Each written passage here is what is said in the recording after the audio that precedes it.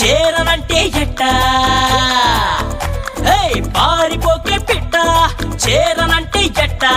అంత మారం ఏంటంట మాట వినకుండా సరదాగా అడిగాక మజిలీ చేర్చావా తీసుకుపో నీ వెంట